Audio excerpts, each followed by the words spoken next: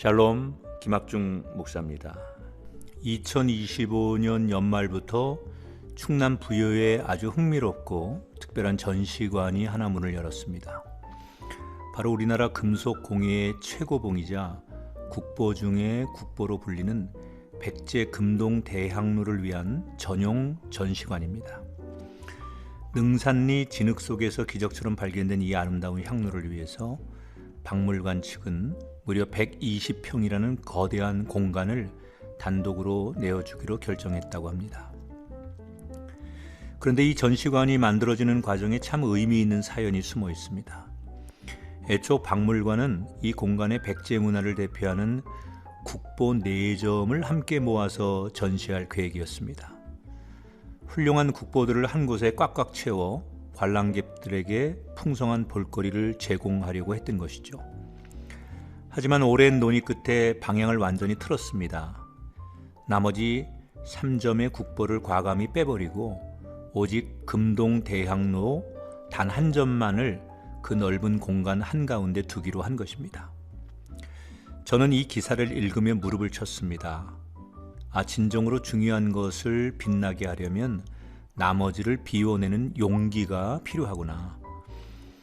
서울국립중앙박물관에 있는 사유의 방이 반가사유상 2점만을 넓은 공간에 덩그러니 두어서 세계적인 찬사를 받은 것처럼 때로는 빽빽하게 채우는 것보다 과감하게 비워낼 때 본질이 훨씬 더 강력하게 다가오기 때문입니다. 이 놀라운 전시 방식을 보며 저는 현대인들의 마음속 풍경을 가만히 들여다보게 되었습니다. 오늘날 우리의 마음은 마치 한치의 틈도 없이 유물들을 꽉꽉 채워 넣은 복잡한 만물상 같습니다. 남들에게 뒤처지지 않기 위한 성공에 대한 집착, 조금 더 가지려는 재물의 욕심, 복잡하게 얽힌 인간관계의 고민, 그리고 온갖 세상의 염려까지 우리는 마음의 공간에 너무 많은 것을 전시하려 듭니다. 그러다 보니 내 삶에서 진짜 중요한 것이 무엇인지 잃어버린 채 그저 피곤하고 분주하게만 살아갑니다. 우리 그리스도인들의 신앙생활도 이와 다르지 않은 것 같습니다. 한번 스스로에게 질문해 보십시오. 여러분의 마음이라는 박물관에서 예수 그리스도의 십자가는 지금 어디에 전시되어 있습니까? 혹시 화려한 세상의 자랑거리들과 수많은 욕망들 사이에 낀 채 구석진 자리에 먼지가 쌓인 채로 놓여 있지는 않습니까? 내가 이루고 싶은 소원, 내 자존심, 내 계획이라는 여러 전시물에 가려져 십자가의 참된 은혜와 능력이 전혀 보이지 않는 것은 아닌지 돌아보게 됩니다. 진짜 중요한 것을 빛나게 하려면 공간을 비워야 합니다. 우리의 마음 한가운데에도 오직 십자가 단 하나만을 온전히 바라볼 수 있는 독립된 전용 전시관이 필요합니다. 예수님이 내 삶의 주인이 되시도록 나를 가득 채우고 있던 세상의 욕심과 교만, 쓸데없는 걱정들을 과감히 치워버려야 합니다. 내 마음을 십자가 하나만 두고 비울 때 비로소 우리는 나를 살리시는 하나님의 크고 놀라운 은혜를 온몸으로 경험하게 될 것입니다. 청취자 여러분, 오늘 하루 여러분의 마음을 복잡하게 만드는 것들은 무엇입니까? 우리 삶이 피곤한 이유는 가진 것이 없어서가 아니라 비워내지 못해서일 때가 훨씬 많습니다. 오늘만큼은 내 마음의 전시실을 어지럽히는 불필요한 생각과 욕심들을 과감하게 덜어내 보십시오. 그리고 깨끗하게 비워진 여러분의 마음 한가운데 나를 사랑하사 자기 몸을 버리신 예수님의 십자가를 가장 존귀하게 모셔두시기를 바랍니다.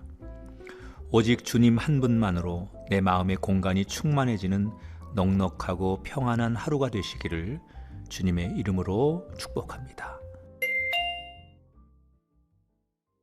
오늘도 완벽한 하루를 꿈꾸며 아침 일찍 운동하고 정성스레 건강식 도시락을 쌉니다. 멋진 삶을 살기 위해 이리저리 계획하고 준비하죠. 그런데 고단한 퇴근길 피곤함에 지쳐서 무심코 달콤한 조각 케이크 하나를 먹고 맙니다. 그 순간 아, 오늘 잘 참았었는데 이제 다 망쳤어 라며 배달 앱을 열어서 자극적인 야식까지 시켜버립니다. 캐나다 토론토 대학교의 심리학자 제닛 폴리비와 피터 허먼은 작은 목표가 무너졌을 때 전체를 포기해버리는 이 현상을 가리켜 에라 모르겠다 효과라고 부릅니다. 쉽게 말해서 계획이 어긋나면 완전히 실패로 규정하고 자포자기하는 심리인 거죠. 그런데 여기서 우리가 짚어보아야 할 핵심이 있습니다. 공들인 계획을 망친 진짜 주범은 방금 먹은 케이크 한 조각이 아니라는 사실입니다. 그것은 과정 중에 일어난 작은 실수일 뿐 전체를 뒤흔들 치명적인 실패가 될 수 없습니다. 그렇다면 진짜 문제는 무엇일까요?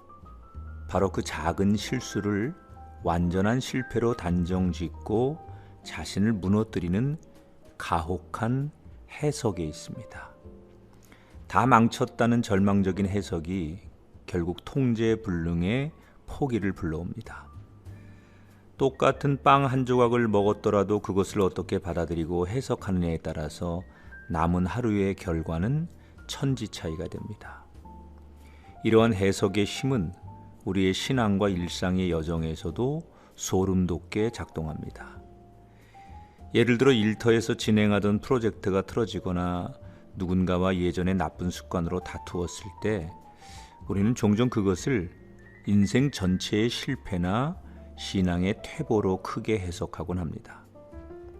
하지만 아무리 쓰라린 실패라도 하나님의 섭리라는 렌즈를 끼고 바라보면 그것은 끝이 아닌 새로운 성장의 과정이 될 수 있습니다. 우리의 넘어짐은 치명적인 오점이 아니라 앞으로 더 단단해지기 위한 훌륭한 오답 노트에 불과합니다. 이 원리를 가장 극명하게 보여주는 인물이 성경의 요셉이죠. 객관적으로 볼 때 요셉의 전반부 인생은 변명할 여지 없는 실패의 연속이었습니다.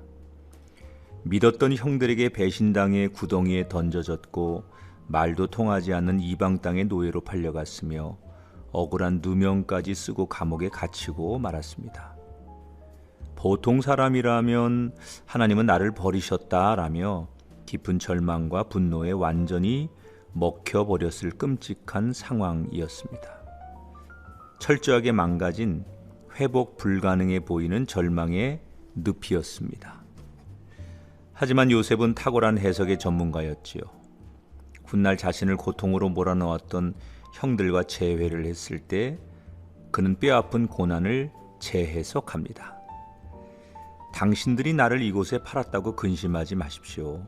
하나님이 생명을 구원하시려고 나를 당신들보다 먼저 이곳에 보내셨습니다. 깊은 상처와 실패의 파편들을 하나님의 크신 계획 속으로 가져와 생명 구원이라는 결과물로 완벽하게 재조립해 낸 것입니다. 형들의 배신이 상대를 찌르는 고통의 팩트였다면 요셉의 해석은 상처를 은혜로 덮는 인생의 완충제 역할을 합니다. 이처럼 단 한 번의 넘어짐이 결코 우리 인생 전체의 실패를 의미하지 않습니다. 작은 실패가 찾아와 감정이 요동치고 있다면 급한 마음을 가다듬고 하나님의 선하신 계획을 먼저 삶의 식탁 위에 올려놓으면 됩니다. 그때 오늘 마주한 그 작은 좌절과 눈물이 오히려 더 깊고 풍성한 은혜를 발견하게 하는 축복의 징검다리가 될 것입니다. 에라 모르겠다 심리가 아닌 오답 노트의 해석으로 멋진 미래를 만드시기를 응원합니다. 저는 가끔 생각의 정리가 필요하면 재즈라는 장르를 조용히 듣습니다. 클래식 음악이 악보에 적힌 음표를 한치의 오차도 없이 따라가는 정장 차림 같다면 재즈는 마치 제멋대로 걷는 자유로운 영혼 같습니다. 연주자들은 정해진 박자를 쪼개고 비틀며 때로는 악보에도 없는 음을 즉흥적으로 연주합니다. 하나하나 요소들만 보면 불규칙하고 무질서한 소음처럼 들릴지 모릅니다. 하지만 그 속을 가만히 들여다보면 그들은 한 악보를 보며 연주합니다. 보이지 않는 화성학의 규칙과 템포 안에서 서로의 소리를 듣고 양보하며 기가 막힌 조화를 만들어냅니다. 불규칙 속의 규칙이라고 말할 수 있겠죠. 흥미로운 것은 이 재즈의 미학이 우리가 사는 이 거대한 우주의 법칙과도 정확히 맞닿아 있다는 사실입니다. 맑은 날 밤하늘을 올려다보면 수많은 별과 은하들이 마치 물감을 그냥 흩뿌린 것처럼 무작위로 널려 있는 것 같습니다. 아무런 패턴도 규칙도 없는 완벽한 무질서처럼 보이죠. 하지만 최근 이탈리아 볼로냐 대학의 천재 물리학자들이 슈퍼컴퓨터를 통해서 관측 가능한 우주 전체의 3차원 지도를 그려내자 과학계가 큰 충격에 빠졌습니다. 지구라는 좁은 시야를 벗어나 수십억 광년밖에 아주 먼 거시적 관점에서 우주를 조망해 보니 무질서하게 흩어진 줄 알았던 은하들이 아무렇게나 있는 것이 아니었습니다. 그런데 더 놀라운 점은 우리 인간의 뇌 신경망도 똑같은 구조를 보인다는 겁니다. 거대한 우주가 갖고 있는 정교하고 아름다운 그물망 형태와 규칙이 우리의 뇌에서도 동일하게 드러난 겁니다. 가까이에서 볼 때는 알 수 없었던 거대한 질서가 시점을 뒤로 물러서서 바라보니 규칙이 보였던 겁니다. 그렇다면 우리 인생과 신앙의 모습도 같은 원리 안에 있는 게 아닐까요? 성도님들과 삶의 고단함을 나누다 보면 때때로 인생이 참 불공평하고 무질서하게 느껴질 때가 많습니다. 갑작스러운 질병이나 예기치 못한 사업의 실패, 억울한 오해와 상처들, 내 삶에 왜 이런 엇박자가 끼어드는지, 왜 내 인생의 악보만 이렇게 얼룩지고 불규칙한지 도무지 이해할 수 없어 눈물 지을 때가 있습니다. 우리의 제한된 시야로 볼 때 삶은 그저 무의미한 고난이 무작위로 흩뿌려진 카오스처럼 보입니다. 하지만 나를 지으시고 온 우주를 다스리시는 하나님의 관점은 다릅니다. 하나님은 우리의 인생을 멀리서 그리고 영혼의 시점에서 조망하시는 위대한 지휘자이십니다. 내 눈에는 설명할 수 없는 불규칙한 즉흥 연주 같고 흩어진 별의 파편 같지만 하나님의 거대한 악보 위에서는 그 모든 아픔과 실패조차 완벽한 화음을 만들어내기 위한 필수적인 음표들입니다. 바울은 로마서 8장에서 이렇게 말하죠. 우리가 알거니와 하나님을 사랑하는 자, 곧 그의 뜻대로 부르심을 입은 자들에게는 모든 것이 합력하여 선을 이루느니라. 혹시 지금 내 삶이 어디로 튈지 모르는 불안한 재즈의 엇박자처럼 느껴지는 분이 계십니까? 내 인생의 밤하늘이 아무런 의미 없이 흩뿌려진 차가운 우주처럼 막막해 보이십니까? 그렇다면 그 불규칙함 속에 숨겨진 하나님의 위대한 규칙을 신뢰해 보십시오. 내 생각과 삶을 질서 있게 다스리시는 하나님께서 해결해 주실 것입니다.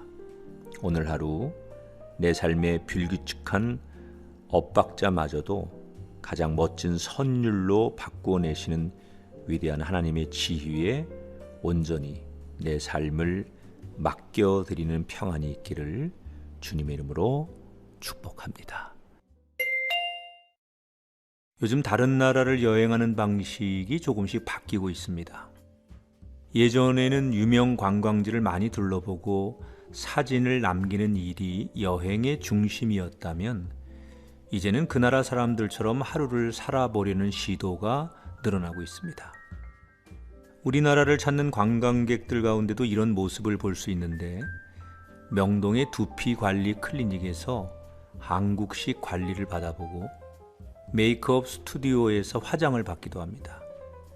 안경점에 가서 한국에서 유행하는 안경을 맞추고 한강 편의점에서 컵라면을 먹고 산에 올라 김밥과 라면을 먹는 식입니다. 여행이 유명 관광지를 보는 데서 그치지 않고 그 나라를 잠시라도 살아보는 쪽으로 옮겨가고 있는 것입니다. 이런 여행이 늘어나는 이유는 관광지만 둘러봐서는 그 나라를 깊이 알기 어렵기 때문입니다. 아름다운 궁과 전망대, 이름난 거리는 그 나라의 대표적인 장면을 보여주지만 사람들의 평소 생활과 문화까지는 보여주지 못합니다. 그래서 이제는 그 나라 사람들이 어떻게 하루를 살아가는지에 관심을 갖게 됩니다. 어떤 음식을 일상적으로 먹고 어디에서 쉬며 어떻게 살아가는지를 알아야 그 사회를 더 제대로 이해할 수 있다고 느끼기 때문이죠. 그래서 살아보는 여행은 여행한 나라를 더 구체적으로 이해하게 해줍니다. 관광지만 보고 오면 그 나라는 사진 속 배경이나 유명한 장소로만 기억에 남기 쉽습니다. 그러나 사람들의 생활 가까이 들어가 보면 그 나라 사람들이 하루를 어떤 흐름으로 살아가는지, 무엇을 익숙하게 여기고 어떻게 시간을 보내는지를 알 수 있습니다. 그렇게 되면 그 나라는 단순히 한 번 보고 지나온 여행지가 아니라 그들의 생활과 문화를 더 깊이 이해할 수 있게 됩니다. 살아보는 여행의 가치는 여기 있습니다. 그 나라를 예쁘게 보는 데서 그치지 않고 그곳 사람들의 삶을 더 가깝고 분명하게 이해하게 해준다는 점입니다. 신앙도 그렇습니다. 우리는 성경을 펼치면 먼저 놀라운 사건에 눈길을 둡니다. 바다가 갈라지고 병든 자가 낫고 복음이 힘있게 퍼져나가는 장면들입니다. 물론 그것은 귀한 말씀이죠. 그러나 성경은 놀라운 일만 보여주지 않습니다. 놀라운 일들을 만난 사람들이 어떻게 살았는지까지 함께 보여줍니다. 그래야 말씀의 참된 뜻을 더 온전히 알 수 있기 때문입니다. 말씀은 눈으로 보는 데서 멈추지 않고 삶으로 살아낼 때 더 큰 힘을 얻습니다. 사도행전 2장을 보면 초대교회 성도들도 많은 놀라운 일을 보았습니다. 그러나 그들은 놀라운 일을 보는 데서 멈추지 않고 말씀을 들은 뒤 그 말씀을 삶으로 옮기기 시작했습니다. 날마다 함께 마음을 같이하여 모이고 집에서 떡을 떼고 순전한 마음으로 음식을 먹고 서로의 필요를 돌아보았습니다. 말씀은 그들의 생각만이 아니라 생활까지 바꾸었습니다. 그리고 그들이 그렇게 말씀대로 살아가기 시작했을 때 초대교회 안에 참된 변화가 일어났습니다. 여러분, 이번 한 주는 살아보는 여행처럼 살아보는 믿음으로 살아보면 어떨까요? 말씀을 멀리서 바라보는 데서 그치지 않고 오늘 내 삶으로 한 가지라도 옮겨보는 것입니다. 누군가의 필요를 그냥 지나치지 않고 한 사람을 위해 조용히 기도하고 내가 할 수 있는 작은 사랑을 실천해 보십시오. 그렇게 말씀을 삶으로 살아낼 때 성경은 먼 이야기가 아니라 오늘을 살아가는 힘이 될 것입니다. 주님께서 여러분의 말씀을 바라보는 사람에 머물지 않고 말씀을 살아내는 사람으로 자라가게 하시기를 진심으로 축복합니다. 매년 이맘때가 되면 전남 진도에서는 성경 속 출애굽의 기적을 눈앞에서 간접적으로 체험할 수 있는 흥미로운 축제가 열립니다. 바로 진도 신비의 바닷길 축제입니다. 고군면 회동리와 의신면 모도리 사이 평소에는 굳게 닫혀있던 시퍼런 바다가 조수 간만의 차이로 인해 쩍 갈라지며 길이 2.8km의 거대한 갯벌길을 드러내는 장관이 펼쳐집니다.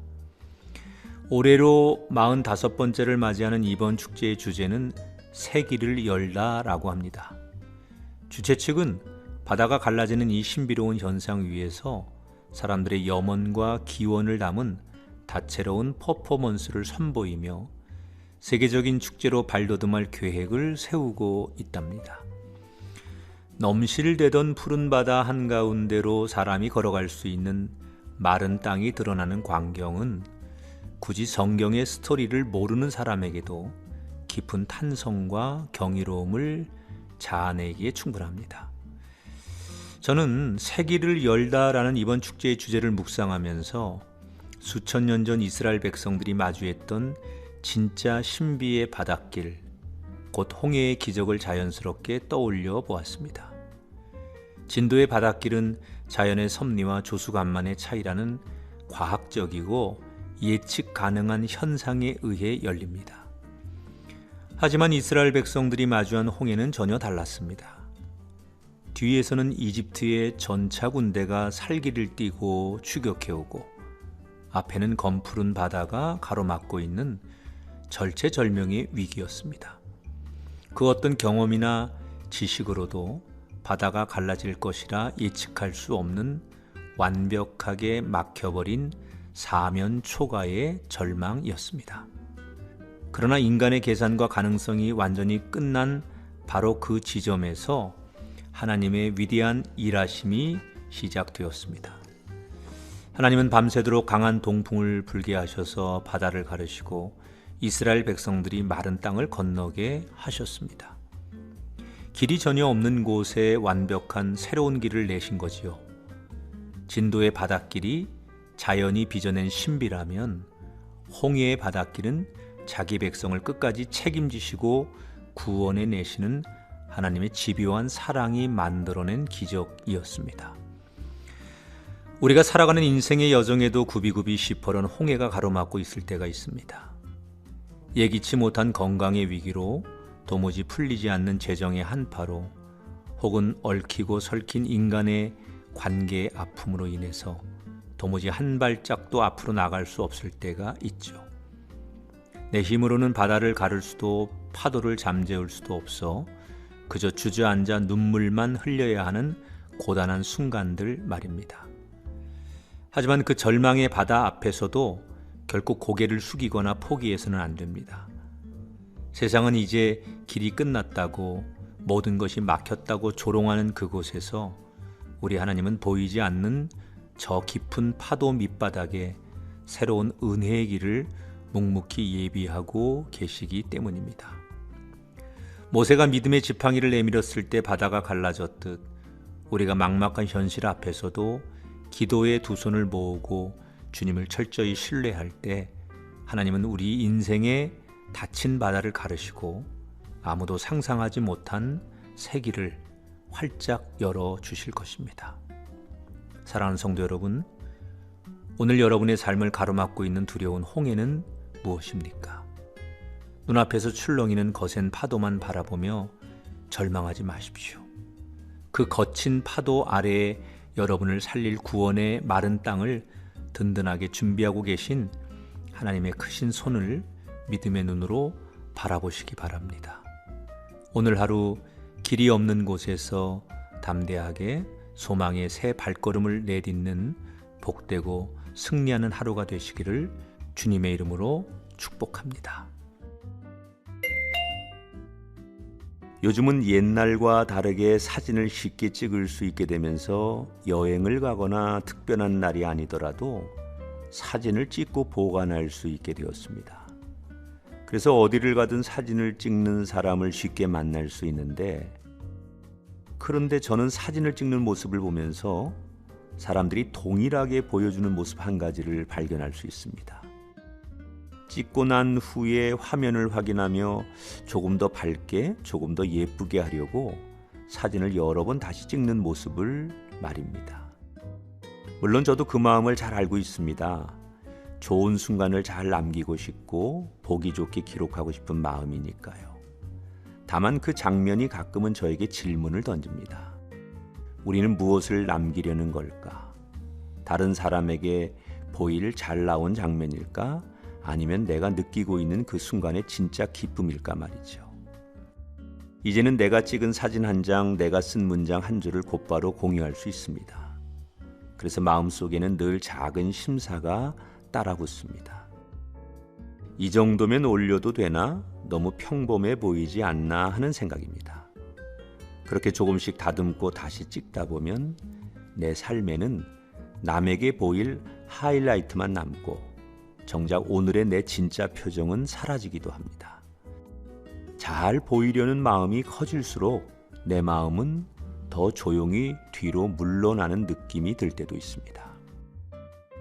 그래서인지 2026년 라이프 스타일을 전망하는 이야기들 속에 다른 흐름이 보입니다. 필터와 보정으로 정제된 PD의 시대가 저물고 꾸밈 없이 있는 그대로의 장면이 더 공감을 얻게 될 수 있다는 말입니다. 많은 팔로워와 반짝이는 이미지보다 내 환경과 비슷한 삶을 솔직하게 나누는 사람이 더 마음을 움직일 수 있다는 뜻이죠. 어쩌면 사람들은 화려한 겉모습보다 마음이 닿는 진정성을 더 찾고 있는지도 모릅니다. 저는 이 변화의 이유를 우리 마음에서 찾게 됩니다. 겉으로 잘 보이려고 애쓰는 동안 정작 내 안의 외로움과 아픔은 뒤로 밀려나기 쉽기 때문입니다. 괜찮아 보이는 사진을 올릴수록 나는 더 괜찮아져야 할 것 같고 힘들다는 말은 더 어려워집니다. 상처가 없어지는 것이 아니라 말하지 못한 채 안쪽에서 더 골마갈 때도 있습니다. 그래서 이제는 겉으로 보이는 것만 다듬느라 바쁘기보다 내 안의 마음을 돌아보는 일이 필요합니다. 성경에서도 하나님이 겉모습이 아니라 중심을 보신다고 알려줍니다. 사무엘상 16장에서 하나님은 사람은 외모를 보거니와 여호와는 중심을 보시느니라 라고 말씀합니다. 하나님은 겉으로 보이는 인상보다 그 안에 담긴 마음의 방향을 보십니다. 예수님도 사람을 겉모습으로 재단하지 않으시고 상처와 두려움이 있는 자리로 들어오셔서 그 마음을 만지셨지요. 그러니 우리에게 필요한 것은 겉모습을 더 잘 꾸미려는 노력이 아니라 주님 앞에서 내 마음을 숨기지 않고 돌아보는 일입니다. 여러분, 이번 한 주는 내 마음을 먼저 챙겨보면 어떨까요? 사람에게 보이기 위한 완성도를 잠깐 내려놓고 내 속에서 가장 크게 울리는 감정을 하나 붙잡아 보십시오. 외로움인지 두려움인지 지친 마음인지 혹은 말하지 못한 서운함인지요. 그리고 그 감정을 주님께 그대로 말씀드려 보십시오. 주님은 우리가 숨기고 있던 상처와 아픔 곁으로 들어오셔서 그 마음을 만지시고 회복의 길을 열어주십니다. 이번 한 주 덜 완벽해도 더 진실한 마음으로 주님 앞에 서는 시간이 되기를 두 손 모아 축복합니다. 2026년 겨울 사람들의 내리에 깊이 각인된 한 장면이 있지요. 최가온 선수가 동계올림픽 스노보드 여자 하프파이프 결승전 눈밭에 넘어지던 순간입니다. 첫 번째 활강에서 중심이 흔들렸고 이어진 두 번째 도약에서도 완벽한 착지를 이뤄내지 못했습니다. 짧은 순간 기술과 높이, 안정감을 모두 증명해야 하는 종목이기에 연이은 실수는 감당하기 벅찬 부담이었습니다. 화면을 보던 사람들도 숨을 죽였고 오늘은 쉽지 않겠다는 탄식이 나올 만큼 긴장감이 맴돌았습니다. 그런데 마지막 세 번째 질주에서 분위기가 완전히 달라졌습니다. 다시 속도를 높여 눈 위를 가르며 솟구쳐 오른 최가온 선수는 공중에서 무서운 집중력을 발휘했습니다. 흔들림 없이 기술을 펼쳐냈고 마침내 안정적으로 착지했습니다. 90점이 넘는 점수와 함께 금메달이 확정되는 순간이었습니다. 17살의 어린 나이에 세계 최고의 선수들 앞에서 가장 높은 자리에 오르며 한국 설상 종목 역사에 눈부신 이정표를 세웠습니다.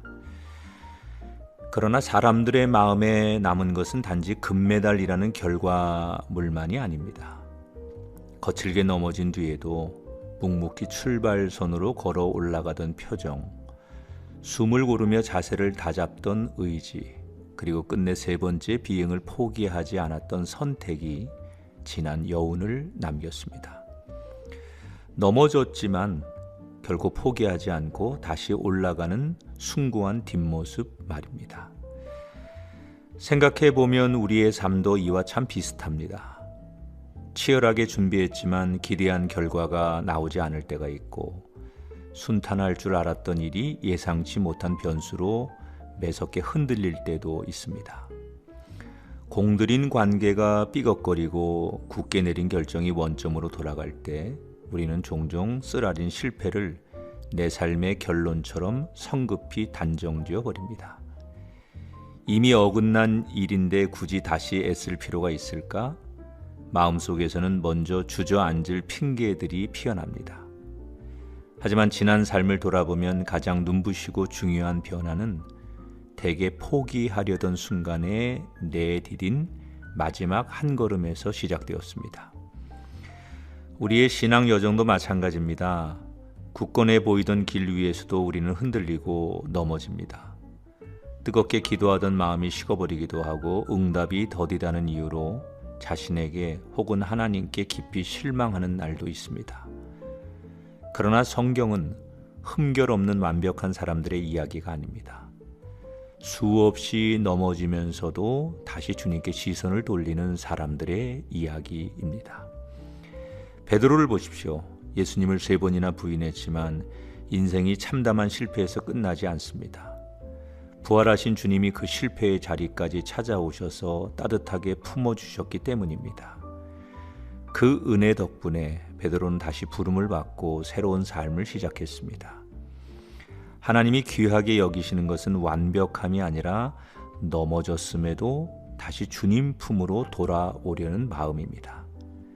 여러분, 혹시 내 삶이 거친 눈밭 위에서 2번쯤 매섭게 넘어진 것 같다고 느껴지십니까?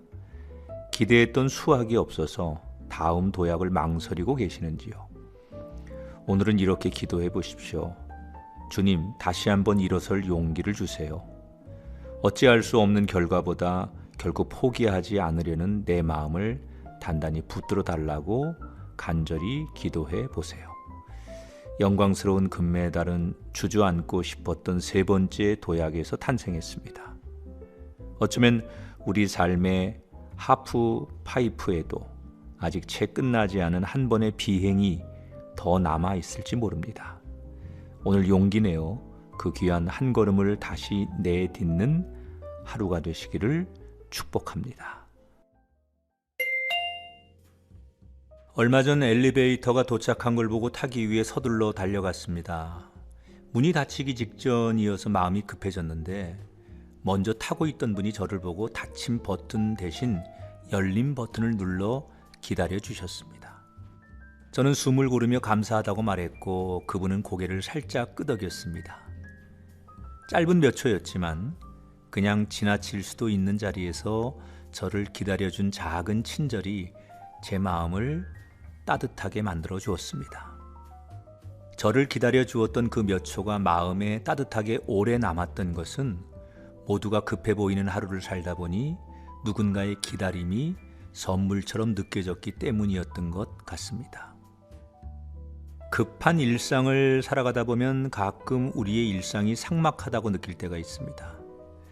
뉴스에서는 날카로운 말과 다툼의 소식이 자주 들리고 낯선 사람에게 말을 건네는 일도 조심스러워 삭막해 보일 때가 있죠. 그런데 우리의 일상이 마냥 삭막하기만 하지는 않습니다. 카페에서 문을 잡아주는 손, 엘리베이터에서 먼저 건네는 인사, 골목에서 잠깐 멈춰주는 운전자, 떠난 자리를 조용히 정리하는 사람을 우리는 여전히 만납니다.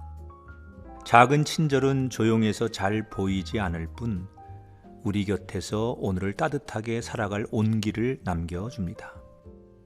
작은 친절은 한 번으로 끝나지 않고 이어지기도 합니다. 누군가가 내 걸음을 기다려주면 나도 다음 사람의 걸음을 기다리게 됩니다.